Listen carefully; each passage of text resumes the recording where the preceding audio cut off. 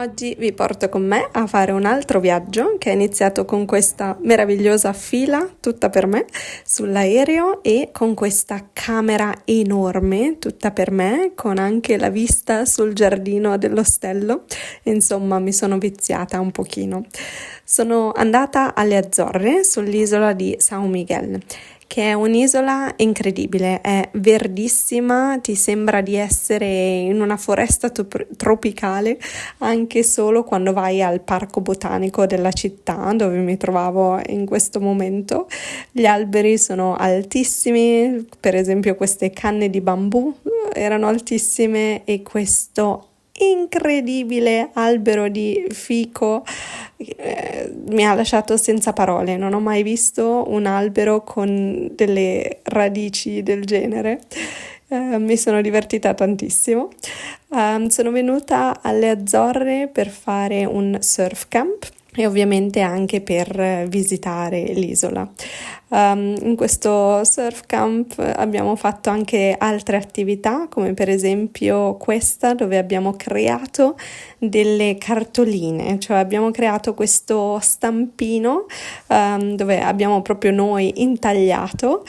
Abbiamo messo sullo stampino della semplice tempera e poi potevamo spostare questo disegno sopra un foglio di carta e abbiamo creato delle cartoline da poter spedire a amici e famiglia oppure semplicemente portarle a casa come ho fatto io.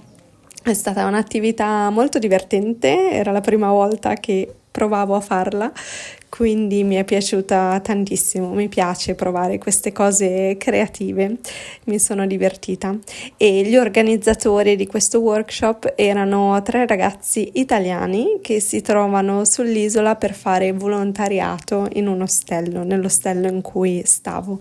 Cioè in cambio del loro lavoro possono ricevere l'alloggio gratuito e quindi possono stare sull'isola un po' più a lungo.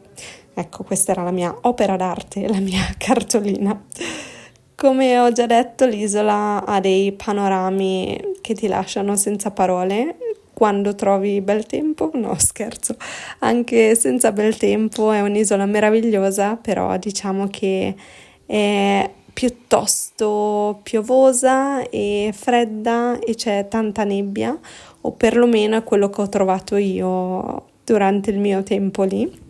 Come vedete, questa giornata era incredibile, è stata una delle poche giornate in cui ho trovato il sole, però non ero lì solo per il bel tempo e per esplorare, ma anche per fare surf e incontrare persone nuove, fare nuove amicizie con cui condividere questi tramonti.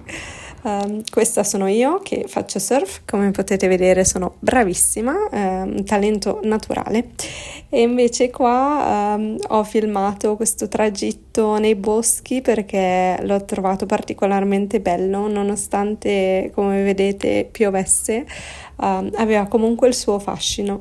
Anzi, penso che il fatto che piova così tanto renda il paesaggio ancora più bello, perché rende questo verde dell'erba, delle piante ancora più acceso.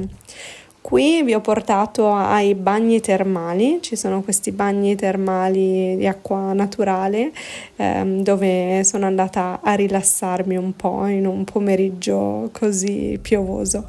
Però quando siamo usciti, quando abbiamo finito invece era uscito il sole, era una giornata molto molto più piacevole e calda. Un'altra delle attività che ero molto emozionata all'idea di fare era andare alle piantagioni di tè. Qui alle Azzorre ci sono le uniche piantagioni commerciali di tè d'Europa, quindi ovviamente dovevo venire e vederle con i miei occhi e provare un po' di tè. È stato davvero interessante imparare come viene prodotto il tè, quali sono le differenze tra la produzione di tè verde, tè nero, e vedere queste macchine con cui viene prodotto il tè. L'ho trovato veramente interessante e alla fine appunto si può provare un po' del loro tè, che era buonissimo, così buono che ho dovuto comprarne un bel po' da portare a casa in valigia.